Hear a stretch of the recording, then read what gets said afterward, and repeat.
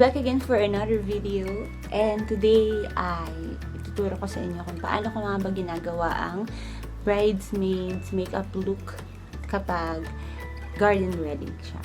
So, disclaimer lang guys, hindi ako yung makeup artist talaga. Though na-try ko nang mag-makeup sa isang wedding at dahil libre lang yun, so wala silang magagawa kung maganda o pangit yung gawa ko. Pero hindi naman ako magaling talaga. Marunong lang ako mag-makeup. So, di din kasi ako yung ma-makeup na tao. Kung papansin nyo, sensitive kasi yung balat ko. Kaya, makikita yan, pag meron akong nagamit na hindi ko kapag sa aking face ay medyo nagkakaroon tayo ng blemishes sa mukha. Pero ngayon, medyo bumababa na sila. Dati talaga sobrang dami. So, ayun, magsimula na tayo. At bago yan, syempre, nakapaglagay na nga pala ako ng sunblock sa aking face. Napaka-importante kasi ng sunblock. Pero before that, nag-wipe muna tayo ng yan, micellar water from Nivea. Hindi po to sponsored, pero gustong-gusto ko siya. Mabibili nito sa Watson. Siguro sa 100 plus siya. Maganda siyang gamitin. Acne clear, control siya. 0% alcohol. So, very safe siya sa inyong mga mukha. Ayan. Anyways.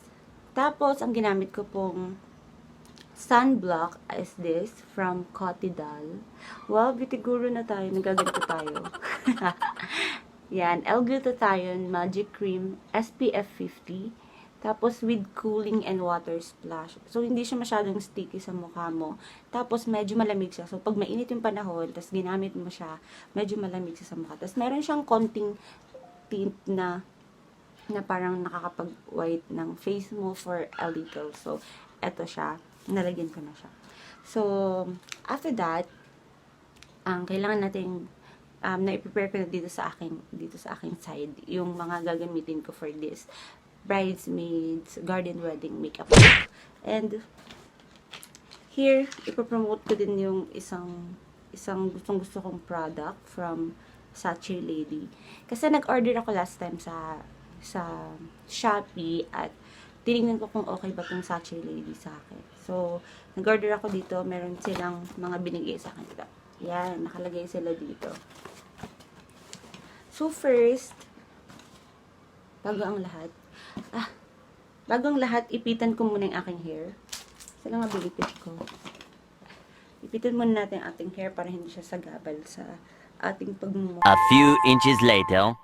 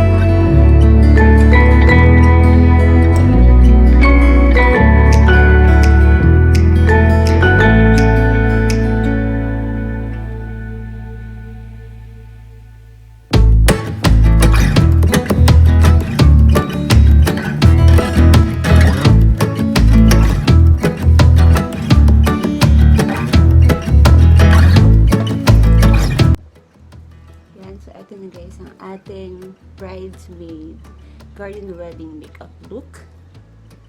Hindi naman ako dyan. Yan. Lalagyan na lang natin ang ating sarili ng flower crown para makakita tayo. Pupunta ng garden. And there you go.